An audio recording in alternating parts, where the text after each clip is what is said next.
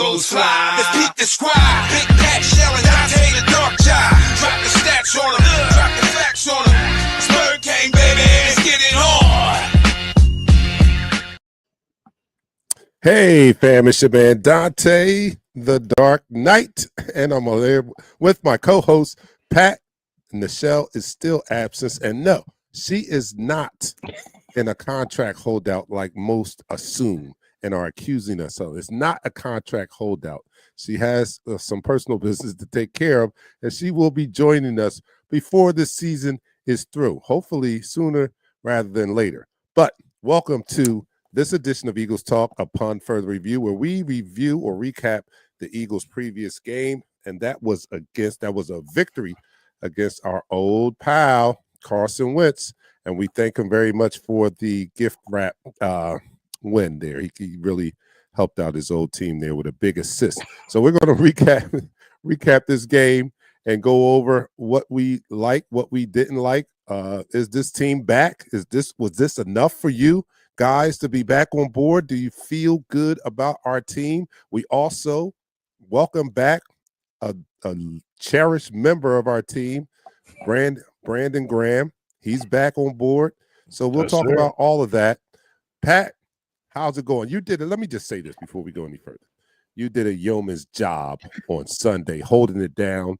I was not able to be there. And you did a wonderful job in my absence. I just want to give you a lot of credit and give you your flowers while you're still able to smell them. I appreciate that, sir. I appreciate that. You know, it made it easy that the Eagles won, and Dion and Jeremiah got on here with the back and forth. It helped out a lot. So, you know, the comments, the fans, and everybody chiming in at the same time. It made the show more easier than what it seems like it really is. Yes, I often refer to that, having our family, our Eagles Talk family, in the chat room. And am I not exaggerating when I said there are co-hosts, because they do help when there's no one there. They're the co-hosts. I go to the chat room. There's a lot of dialogue going on there, and they help me to keep the show going. It's just not an easy job to speak for hours straight, as you know, as you have found out. And they make it a lot easier when I'm able to include them in the conversation. And that's what this podcast is all about. We are Eagles Talk, by Eagles fans and for Eagles fans, all of us. So welcome back, man. I want to know you guys' thoughts on Sunday's game. Are you back in? Are you feeling better about this team and what we accomplished on Sunday? The offense and Jalen Hurts was spectacular. We talked about the passing game all year. We talked about the offense, and I'm not saying it's completely solved, but that was a great showing. That's what we wanted to see coming off of a 2-game losing streak. And I thought we got it was very encouraging to see Jalen Hurts play at such a high level. Correct. Outstanding. And as we get ready for this first quarter, DarkKnight, I switched. All right. I went from the Wilford Reserve to the Jameson triple because you did that Sunday? I did that Sunday. So now I gotta stick with the Jameson. Oh, you gotta stick with that now. All right, we got a new liquor for this year. Maybe that's the turning point. We got to go to that now, because that was an explosive showing, especially in the second half. And Jalen was on point with, a perfect passer rating. You can't get any better than that. But you're right. Before I prolong this first quarter any longer and Dion starts yelling at me about shots, let me just get this thing started. You're watching Eagles Talk, the most unique Eagles coverage show around, that's by us Eagles fans and for us Eagles fans, no one else.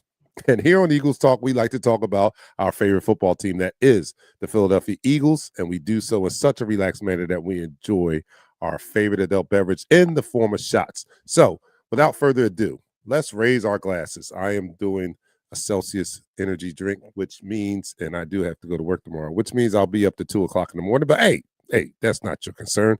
Let's toast to our Philadelphia Eagles. Pat is doing what he just said. I can't remember, but whatever he just said, he's doing that. Let me know in the chat room what you're doing. Ooh, Dion, no shots for your boy tonight. Ooh, What, you went to confessional or something? What happened? I mean, what's going on? All right, anyway, so here we go. Down up. Let me get the soundboard up. I don't have the soundboard up. All right, so here we are, taking it down the hatch. 3, 2, 1.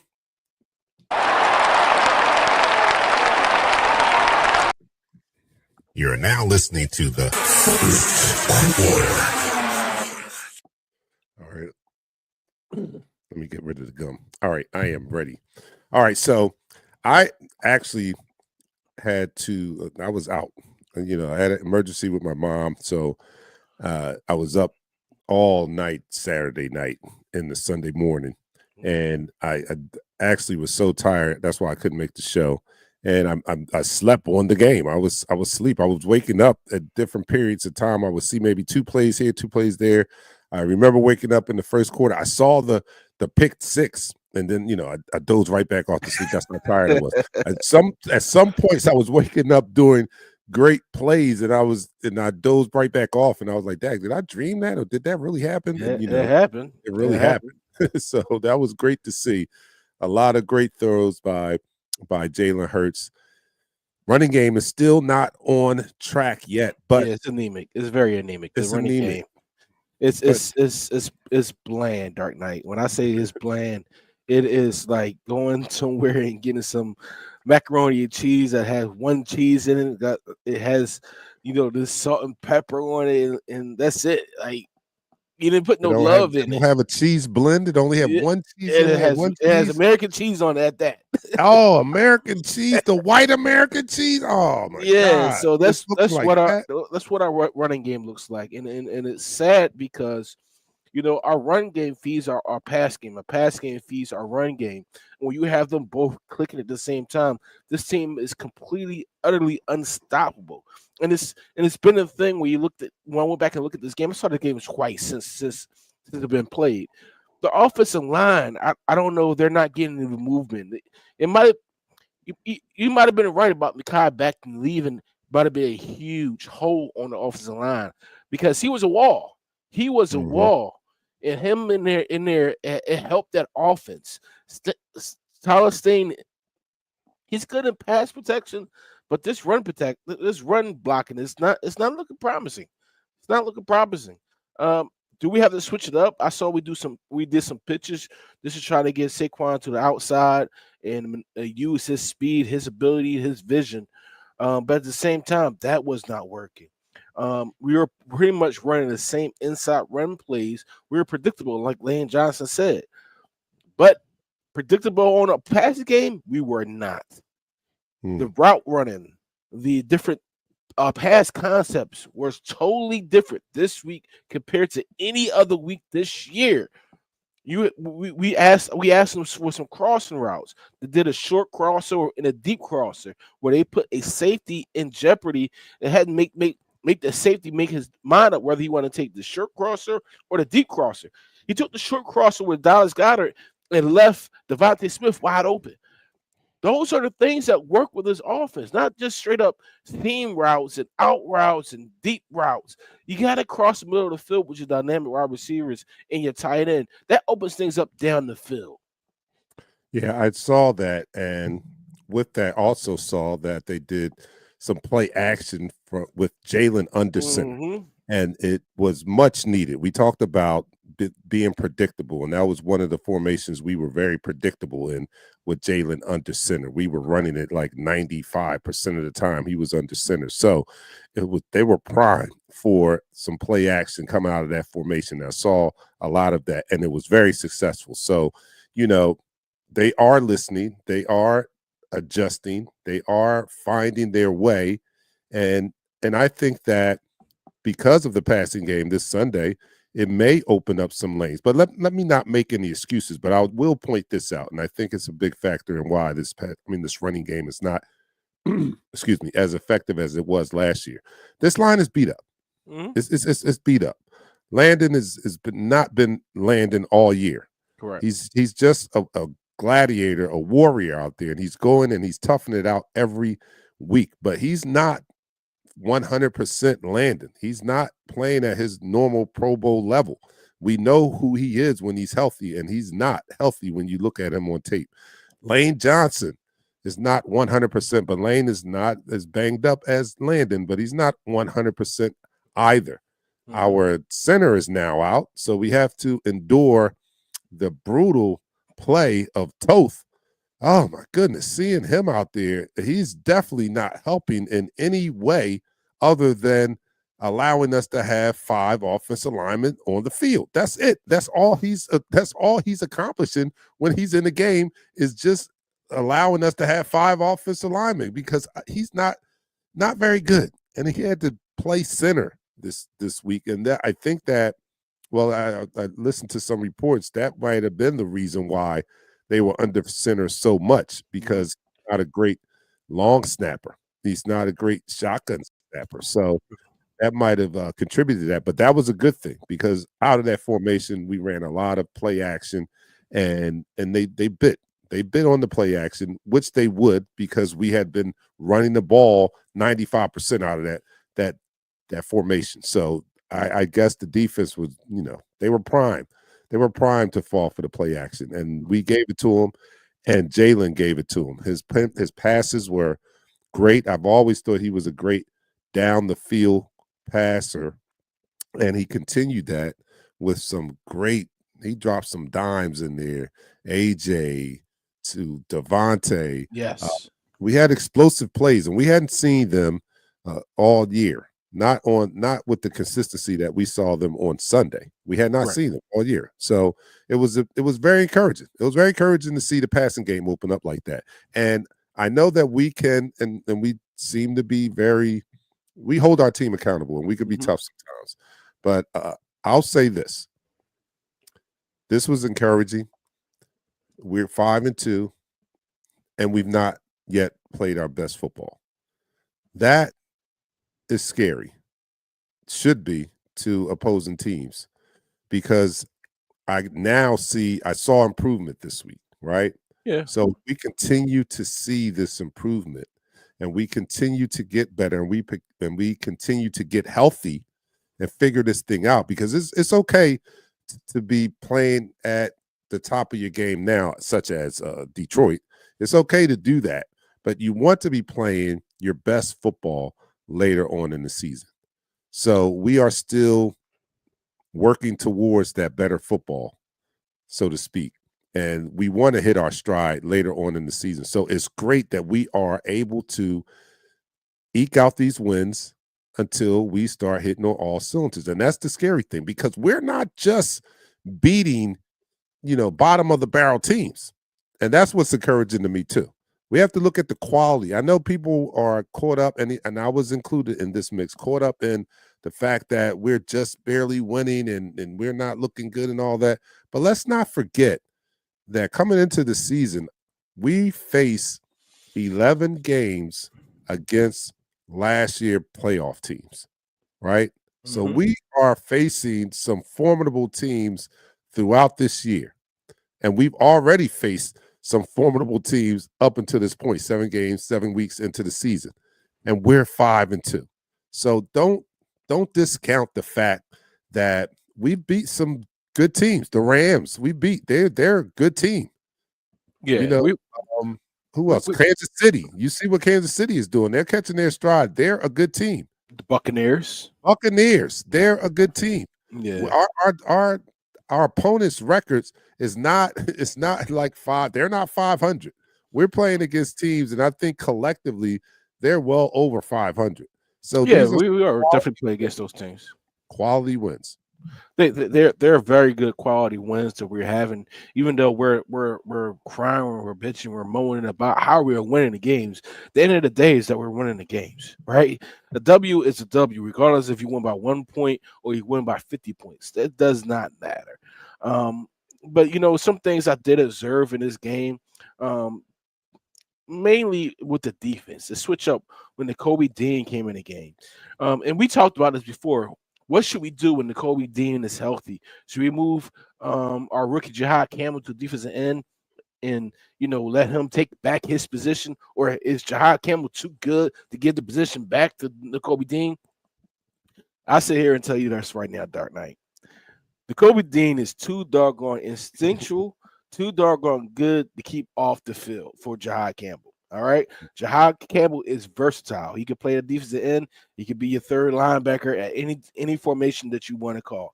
The Kobe Dean shoots the gap like no other linebacker that we have, right? I say that because Zach Bond does good job at it. But the way he shoots the gap and blows these running backs up and makes these plays off of instinct is something that Jahad doesn't have yet. Doesn't have that yet. He doesn't trust what he's seen to go ahead and make that play, and that's why when I said that when he's healthy, he needs to be back in his position. And he made a few plays. He played about 31 snaps, right? Out of the total of they had 69 plays, I think it was, or 70 plays.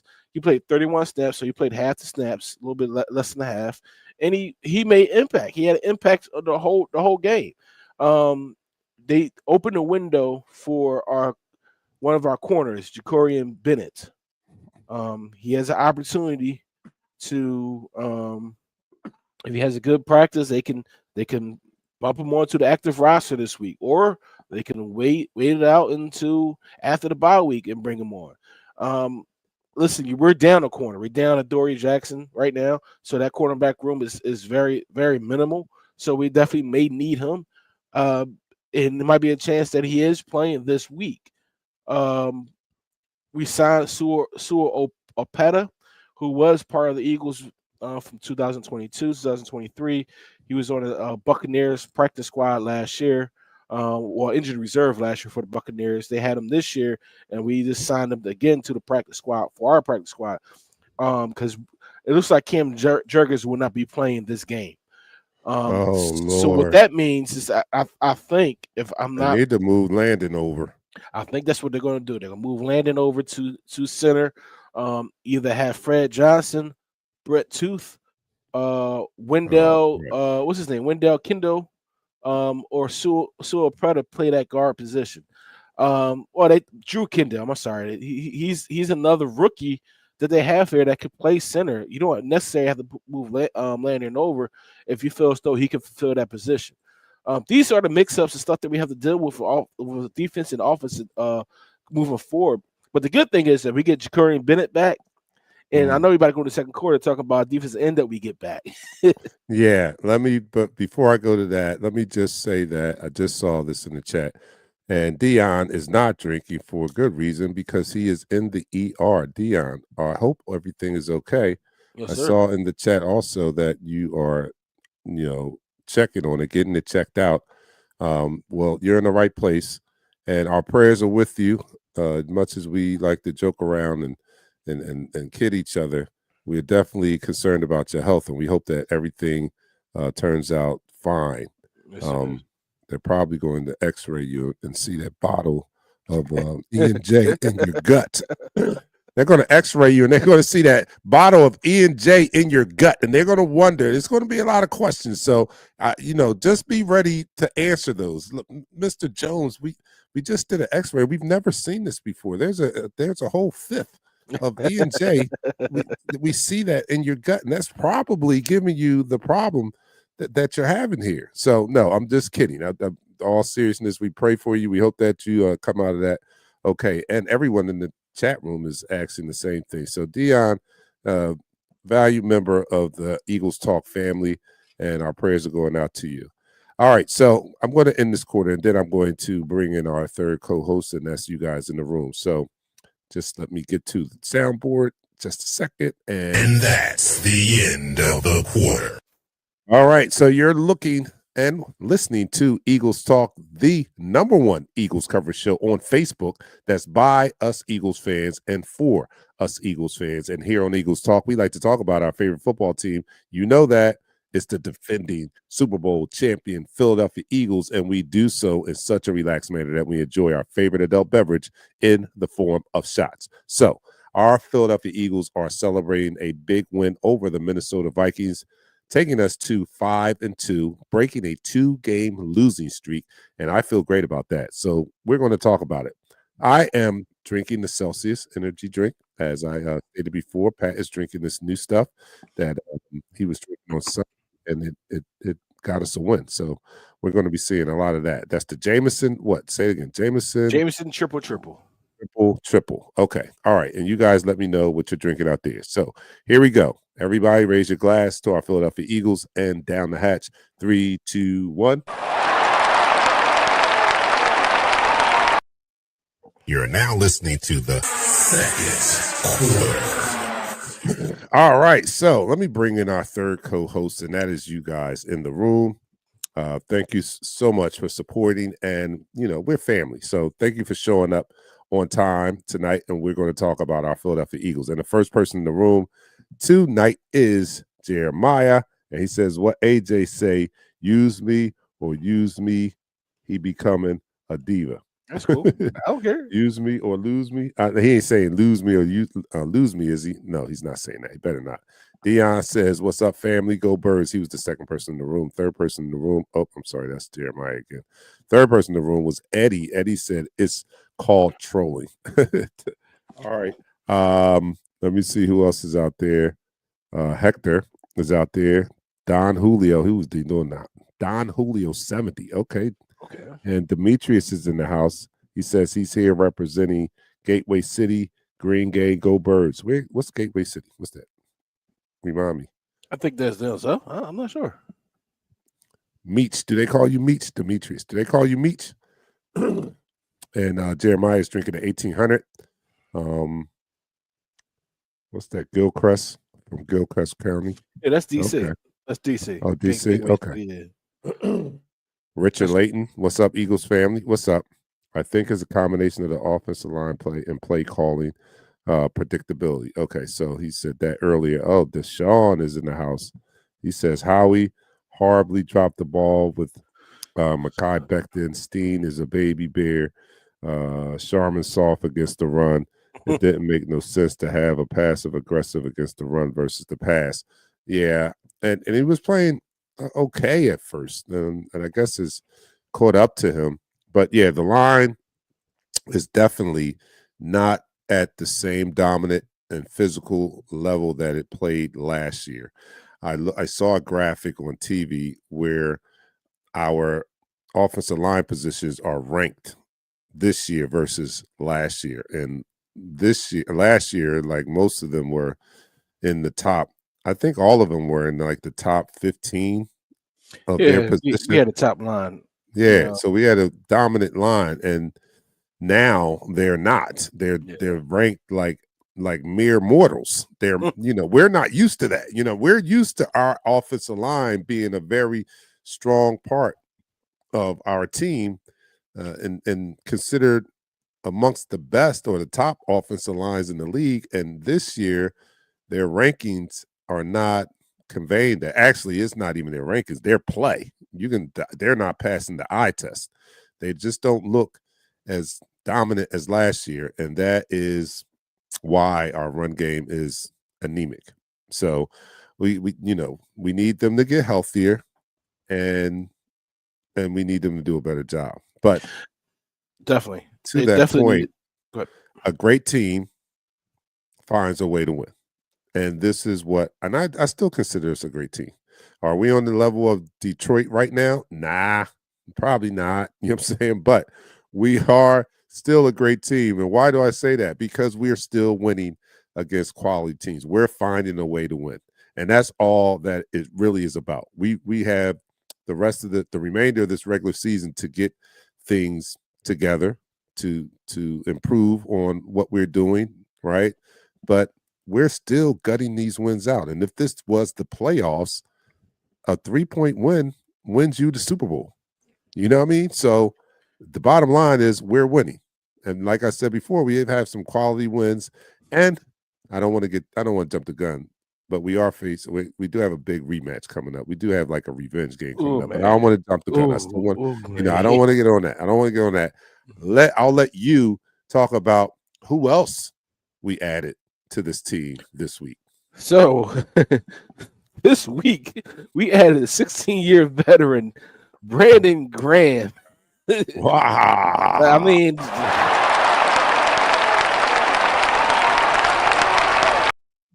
he is a It's great to have him back. All right. First and foremost, not necessarily just for his play, but for his leadership ability and what he brings as a older statesman in that locker room. All right. I saw a report out there yesterday about when he was going through the warm up line. It was quiet, but all you could hear was Brandon Graham chirping, and that's what you need. You need somebody to change that serious tone all the time and make it more of a family atmosphere, because you end up playing for your family more than you would play for your general or something like that, right? So I'll stick I'll go to battle my brother 100 times out of 100 than a stranger on the street that I'll never talk a minute with. And Brandon Graham brings that he brings that ability to bring the locker room together, right? He talks to everybody. He disrespects everybody. It's Brandon Graham, and you can learn a lot. Like Jalen Hurts can learn a lot of how to rush the defensive end from hand placement and stuff like that from Brandon Graham. These other rookies, I mean young players, they can learn a lot from what you need to do as a defensive end, not over rushing when you have a fast quarterback. You're not getting behind them and actually must rushing. There's a lot of things that he can teach them. That I'm just excited to see what he brings to the game. I know this from firsthand experience. When you leave the game, you're never ready just to leave. You always think you have one more year in you, regardless of how old you are. He's only 36, so I think he does have one more good year in him, because last year, before he got injured, he was playing outstanding football. I think he was playing some of the best football of his career. It was consistent. He was able to rush the quarterback, put pressure on the quarterback. He was able to get make tackles for losses. Disrupt the offensive line before he got injured. That's what he brought to the table, and I think that's what he's going to bring to the table coming back from his retirement this year.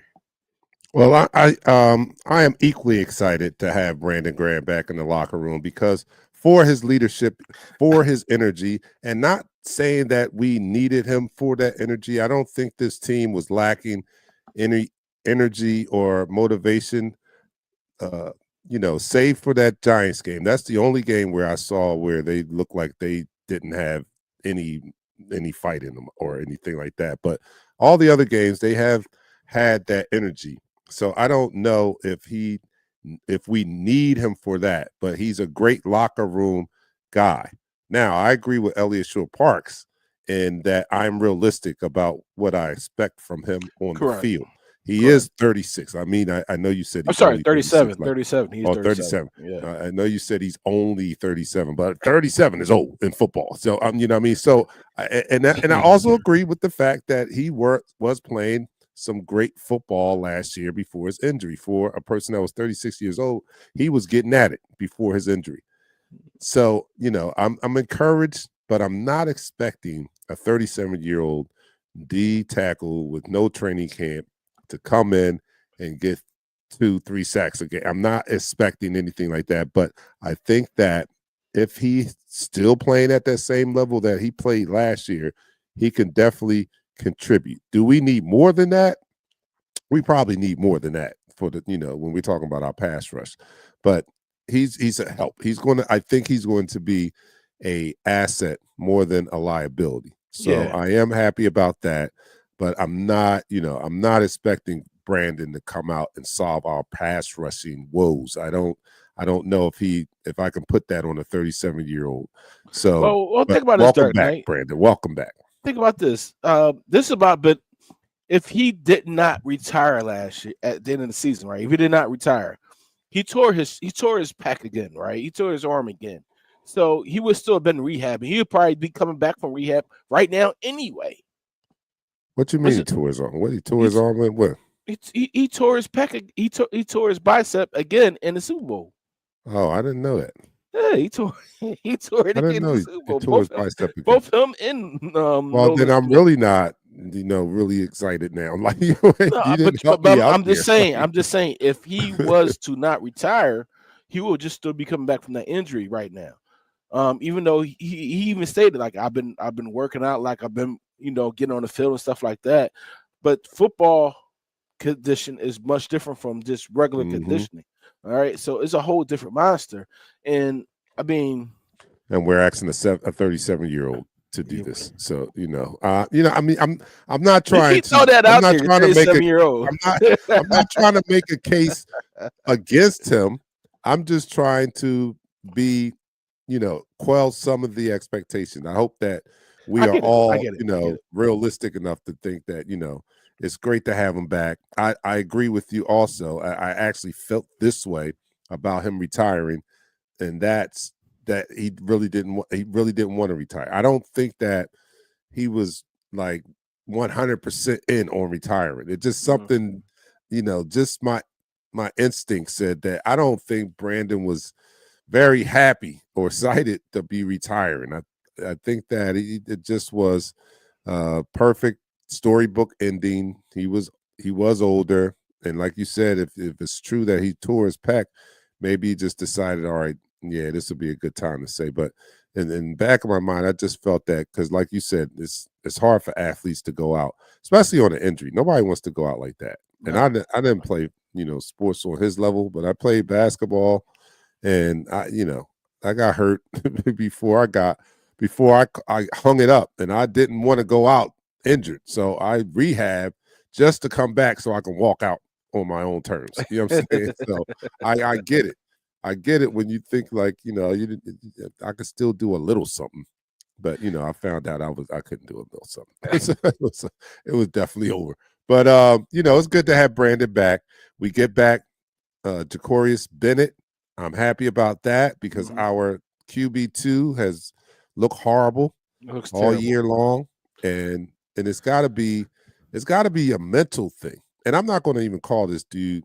I'm gonna call him like his name is spelled. That boy Kelly, that's out there. He's playing like a Kelly. That's Kelly Ringo. I'm talking about Kelly Ringo. No, Kelly Ringo. That's how he's playing. Kelly Ringo.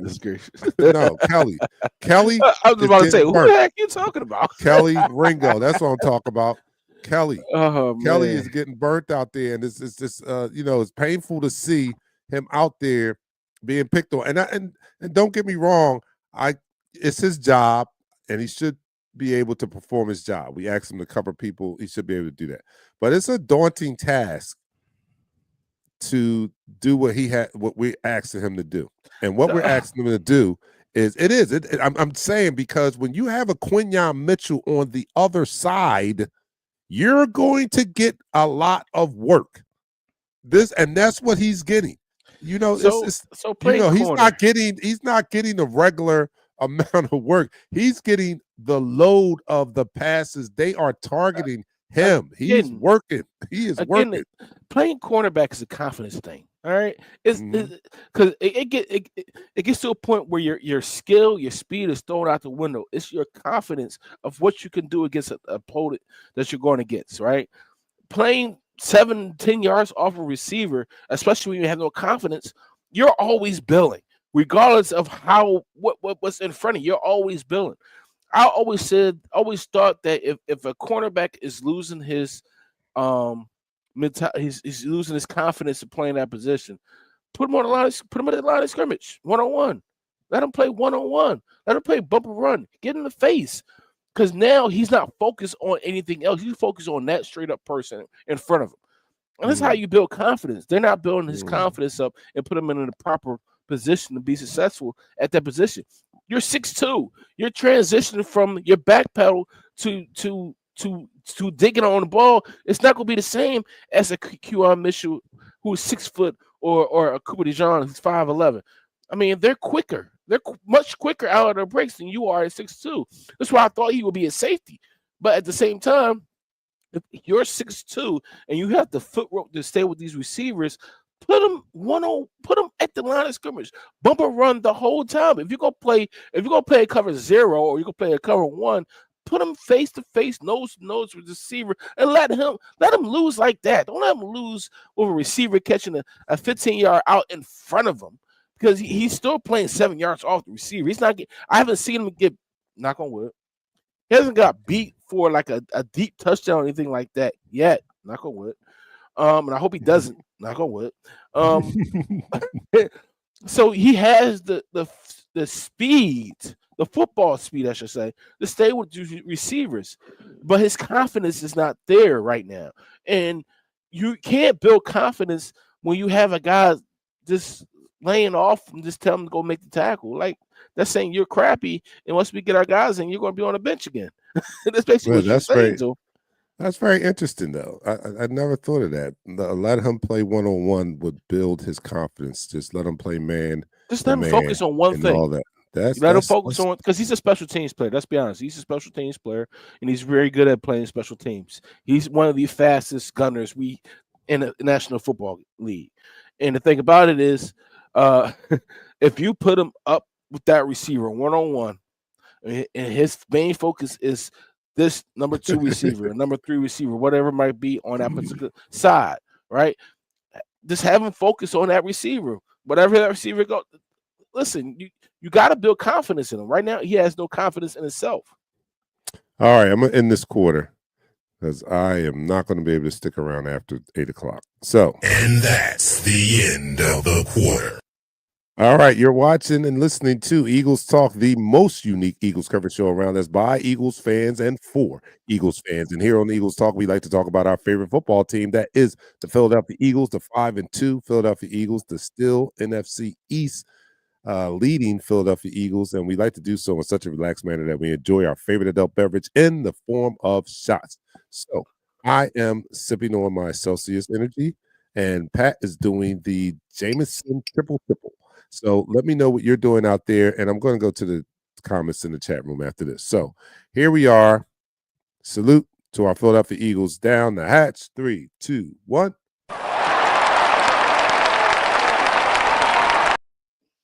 You're now listening to the third quarter. All right, so let me see what they're saying in the chat room. All right, concerning BG, let me see. Oh, Brad, this was funny. Brad said BG signing is Shaq in Boston. That's crazy. I was dying laughing when I saw that. That was crazy. Yo, Brad, how bad it's not Shaq, and it's not Shaq in Boston. Shaq in Boston was a shell of himself. He didn't resemble Shaq anymore. He was just like King Kong. He was just, that was after, wasn't that after like Cleveland Shaq or something like that? that was the last thing. So Cleveland Shaq was a shell of himself. So we already knew Shaq was done after he left Miami. So he went to Cleveland. He was done with LeBron. Then he was done again. And then, all right. No, it's not that bad. I don't think it's that bad. All right. So Christopher says 16 years. BG is now the longest tenured Eagles player in franchise history. Yeah. Jeremiah says we're going to see if that old dog can still hunt. Yeah, we're going to find that out. Eddie says not being able to play the full season is why BG is back. He wanted to have that full final season under his belt. And I can see that. That's how athletes are. Yes, you do. Eagles will get edge rusher before the deadline. They will roll with Bennett at QB2. I do like Bennett at QB2, but I'm not that confident, Eddie, in them getting an edge rusher before the deadline. I mean, don't get me wrong. If anybody can do it, it's Howie. But the probability or the percentages are not in his favor. There's not many, and I may be wrong. You guys point them out to me, but there are not many big signings at this time of the season. Like, you're not going to go out and get an all-pro unless all the stars align, at this point in the season, because most people are still competing, right? Maybe I think there's certain situations where you can luck up.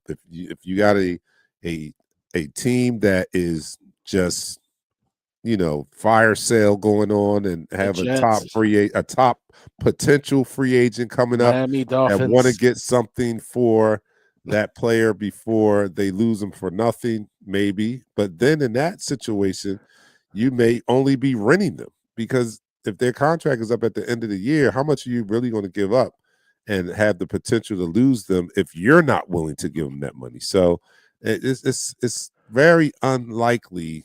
I think that we're going to get a big name, but if anybody can do it, it's Howie.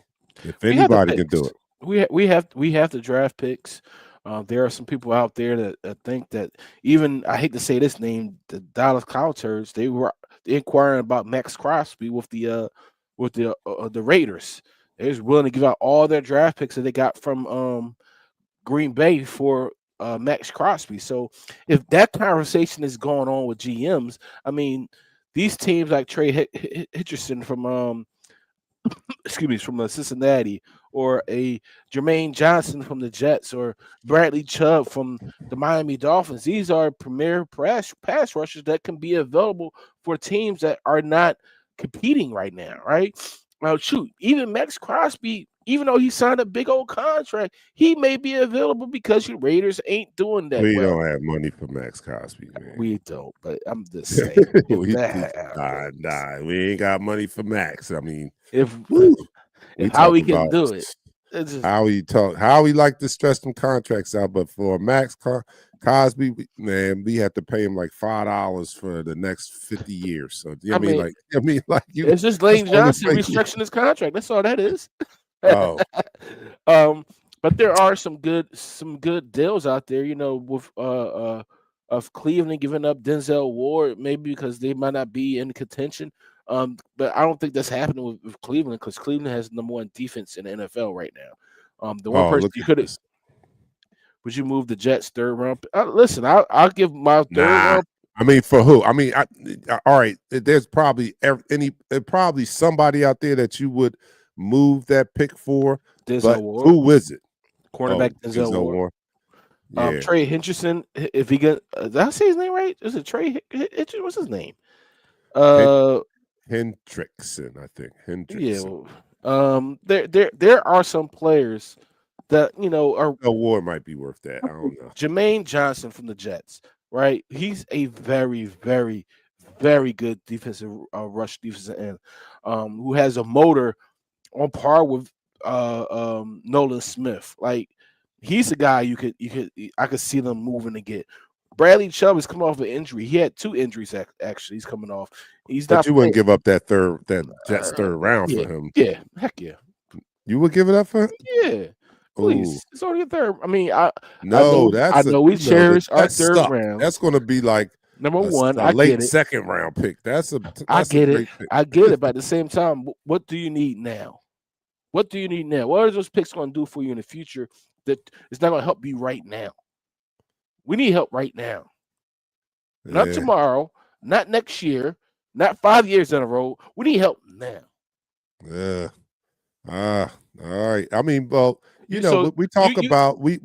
praise Howie for building the team, or actually, to be more specific, we kind of been praising Howie for his last 5 years of draft picks, right? Mm-hmm. So we've been getting quality players through the draft, and now you're saying to give up that opportunity to get another quality player, and cheaper, because that's what that player would be. We would have him under a rookie contract, and how he's been hitting the ball out the park. Now imagine that being another Nakobe Dean or somebody of that level player that we're not going to have, because we're going to trade for this guy who's going to cost a lot of money.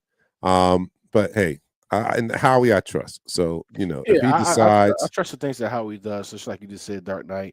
Like, you do miss opportunities on players like a Nakobe Dean, but we're fortunate enough that we have made the proper the draft picks over the past 5 years to get us in this situation. We were unwilling to pay big money to some of these free agents that left us from last season. That happens. That's going to happen every year. You're going to have some players that you have to unfortunately part with, but you have to make the proper signings to fill those positions. And right now, I'm gonna tell you right now, we don't need to sign any more players from the Giants. We had one signing from the Giants that was good enough. We didn't need to sign two others. We they got have not Aziz panned out. and we got Adoree Jackson, and we can see why the Giants weren't that good last year. Yeah. Oh my God. Yeah. Now, I don't know where we were thinking. Like, you know, like I great was players on bad teams don't always. We've struck out a lot in the past with that. yes, we have. I remember Namdi. Remember Namdi? He was the best player on one of those The Raiders teams Raiders, that yes. sucked, and he He played the sucked cover when he got 3. here. He played the cover 3, and when we came here, we asked him to play the cover 1, and he he ran a 5 flat. Nope, nope, he Matter of could fact, not he's the do it. reason that Victor Cruz became Victor Cruz. Hmm. Oh, he ate. They ate his ass up, and Oh that's man. another thing. Like, why can't you project a player being able to fit in your system? Like you just said, he played a cover 3, Mhm. and you just assumed that he could play your scheme, and we found out, we Because learned a lesson that he couldn't do that. Why couldn't you you just find a player that plays in your system to compare, comparable, and bring them in? But anyway, I digress. All right, because you think you're the smartest guy Jeremiah in the room. says That happens there like all the are no edge rushers out there that we can get. Yeah, I know this. The pickings are slim. It's just usually not ever a blockbuster move made at this time of year. So that's why I'm not encouraged, or I don't think that it's going to be a good chance of us making, signing a player or trading for a player that makes a difference. But again, if anybody can do it, it's Howie. So we'll see. Brad Johnson, let me see. He says, let me ask you this. Would you uh, inquire about Jackson Power from the Las Vegas Raiders? he's the offensive lineman for I'm the not Raiders. familiar. He's the offensive Okay. lineman for the Raiders. He's not going nowhere. Okay. All You right. give Well, you, yeah. you have to give him a first round draft pick for Jackson Power from the Raiders. That's not happening. All right. No, we're not doing that. All right. Bill Kroll has a funny comment. He said, and we have to pacify Brown or he's going to start writing books on the sideline. Hey, Forget about listen, reading them. if He's going to he's start writing them. if he's getting over 100 yards a game, he can write a book. He can have a cinematographer out there. He can do whatever he wants to do. But he was injured for these past 2 practices. To give you that information, I know we're about to go into the 4th quarter. He had a little hamstring issue, and also it was Veterans Day, so they put him to this. He did not practice these last 2 practices, but tomorrow is crucial because if he doesn't practice on a Friday, chances of him playing on a Sunday is very slim. Yeah, I think he's going to be all right. I'm not having any problems with AJ. I have been listening to sports talk, and there was Corey from Ohio. Corey Is used to that our be Corey? remember it was our Corey. That's our That's Corey. what I'm thinking. I'm like, this He is used to our be a big follower of Eagles talk, but now he's a star on the afternoon WIP. show. Yeah. Yeah, on WIP. I'm So not gonna say his he last left us. name, but yeah. Yeah, he left us behind. But yeah, that used to be Corey. That used to be in the chat room, and he's just fed up with AJ, and he was like, "Man, I'm just tired of hearing about this guy every week. He coming out, and he's just, and I'm not tired. I mean, don't get me wrong. I don't think that he made a stink this week. You know what I mean? I really don't. He just I said don't one think state. that. Everybody ran with it, and he took it down like literally like 4 hours later. It wasn't like he. I know he was trolling, and everybody take what he puts up there for gospel. But at the end of the day, this dude is happy to be here. Is he not? Is he happy that he's not getting as many targets? Absolutely not. No No wide top receivers. receiver, no top receiver in the right mind. You got to look at these other top receivers. Jamar Chase over there yelling at his coach, over there throwing his helmet and stuff like this. All these other receivers are doing all these other disgruntled stuff, and y'all worried about a tweet from a guy that's not even showing his disinterest in his team and his teammates. He's happy. I mean, he's showing it a different way, but he's not acting out. If you No, I think don't. Twitter is acting out, then something's wrong with you. No, I actually think that he's okay. I mean, as he happy as he could possibly be? No, because he wants the ball more. Every great player does. They want the ball more, especially wide receivers. So I don't think he's, in the land of euphoria or anything like that. But I don't think he's as disgruntled as most may think. I don't think he's a problem or a distraction as of now. And he hasn't asked to be traded or anything like that. I think, AJ is just a great player, and I would hate to lose him, but I would side with Corey if he was giving me TO energy where you're disrupting the locker room. I don't get those vibes yet. So, anything less than that, I think we can deal with it. Somebody asked earlier. Well, let me say this. First of all, Richie is here. He says, finally caught up with you guys. Where have you been, Richie? We're here every Thursday. He's been here. He's actually was here last Thursday was here? Or last Saturday? Sunday? Yeah, he was here Sunday.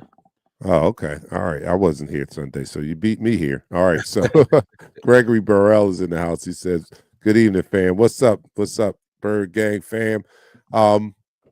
So we face our rematch. Well, I'm going to end this quarter because we only have one quarter left.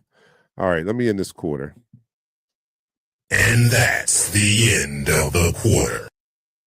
All right. So we are Eagles Talk, the most unique Eagles coverage show around us by Eagles fans for Eagles fans. And here on Eagles Talk, we like to talk about our favorite football team. That is the Philadelphia Eagles. We do so in such a relaxed manner that we enjoy our favorite adult beverage. And if you are an adult and you have a beverage, then that is considered adult beverage. So I am sipping on the Celsius energy drink. Pat is doing the Jameson triple, and there's some people out there doing Chick-fil-A lemonade and whatever, and that's their adult beverage. So whatever you're doing, enjoy it, and let's raise our glass to our Philadelphia Eagles. Down the hatch, 3, 2, 1.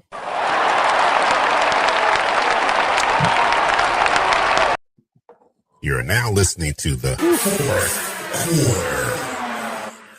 quarter. All right, Sunday, we face those New York Giants, those same Giants that beat the shit out of us on 2 weeks ago. And I wasn't expecting that, but I just got to be honest. I mean, they beat the shit out of us, man. I mean, they really, they outmuscled us. They open hand pimp slapped us. And you know how demoralizing that is for a man to open hand smack another man. That's really, really disrespectful. And that's what I felt they did to us 2 weeks ago. So we have an opportunity now to get some revenge. They come here to the link, and we're playing a little bit better than we were that week. So and we have N'Kobe back. And you talk about energy, right? I saw some film of N'Kobe on the sideline getting the defense hyped up before the game.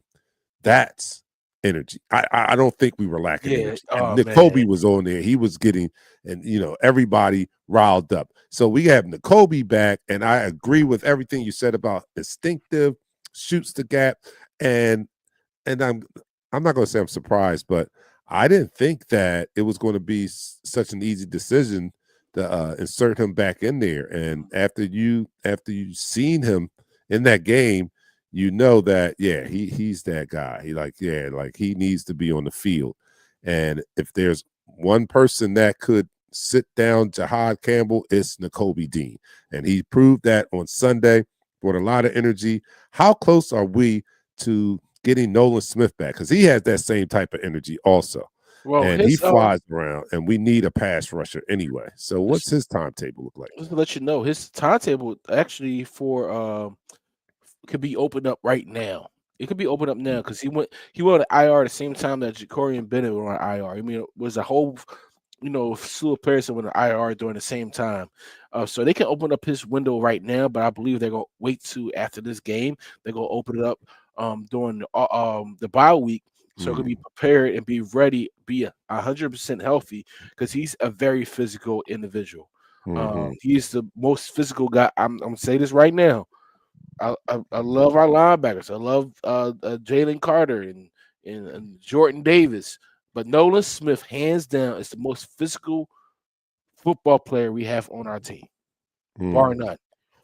So we need that back too, especially with the state of our pass rush. We need our top pass rusher back on the field. So, we're holding it down. Like I said, that's what we should be encouraged about, because we're 5-2 and we're holding it down as our team is kind of banged up on both sides of the ball, the offensive line and on the defense. We'll be getting some players back. So hopefully we'll get them back. They'll make different, or, we'll get healthier, and they'll make a difference and return to the form of last year or close to it. But in the meantime, I think that it says something that we can be 5-2. Yeah. Let's go. I mean, let's just recap some of the wins we've had: the Dallas Cowboys, the Rams, the Kansas Tampa City. Bay Bucks, the Kansas City. Um, who else? That's 4, and the Vikings. You know, Yep. and that's not anything to sneeze at. You know what I mean? Anything to sneeze at. We probably shouldn't have lost to the Giants, but we did. So We're 5 feeling and 2 is ourselves. a great position to be in right now. We were feeling ourselves. So it wasn't a thing Mhm. about us being undefeated going into that. I mean, it was a thing that we were more or less coming off a loss, a demoralizing loss to the Broncos, and trying to understand why we lost that game, and we were right back on the field in within the next 4 days. So this time we're gonna be more prepared. I can't wait to see N'Kobe Dean versus Cam Scatterable. Oh man, listen, that little son of a mother. I just want, mm, I just want to meet in the hole. It feels like that. You ever saw the program when Mhm. Lattimore met the linebacker, met the running back in the Yeah. hole, and like he was on the steroids. I think. Listen, I get excited like this. I'm like I grind my teeth like I shouldn't be doing it, but I see the action. And I'm like, yo, you gotta knock his loose. I had to, Yeah, I yeah, had to see yeah. that. And we need to get to exact some revenge on those We, midgets. we didn't knock them out. Listen, I never advocated violence like I'm advocating violence for this game. Man, This game, this every game, Jackson Dark I'm a needs to be violence knocked the F advocate. out.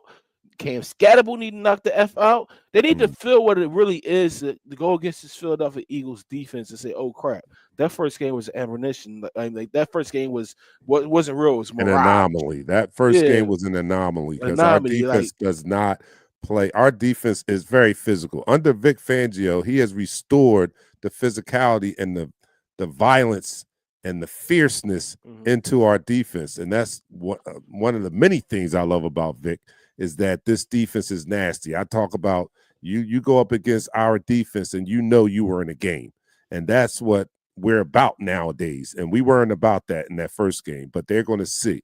They're going to, as they say, F around and find out. They're going to F around and find out, hopefully on Sunday.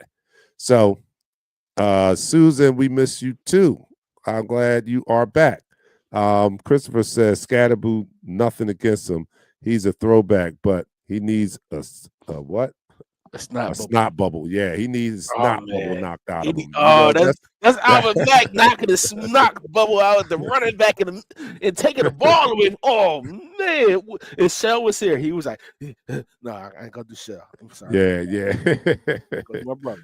Yeah, but no, you're right. That's what we need, and I'm hoping to see that on this Sunday, man. Hopefully, we got Brandon back. I don't know if he's going to play, but still, even if he's on the sideline, you Well, got I think Brandon's energy. You got N'Kobe Dean, and I still love the young boy. I love our linebackers. I love our linebackers, man. And if Jihad can somehow transition into that pass rusher that we need right now, we know he's a great inside linebacker.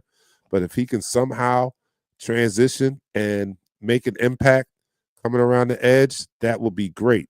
Along with getting Nolan Smith back, that would be something great. But it's all about this Sunday, this week. Now, well, I before got we to go, get off of here at 8 o'clock, before you and go, it's get off about to here do because that. I'm getting off with you.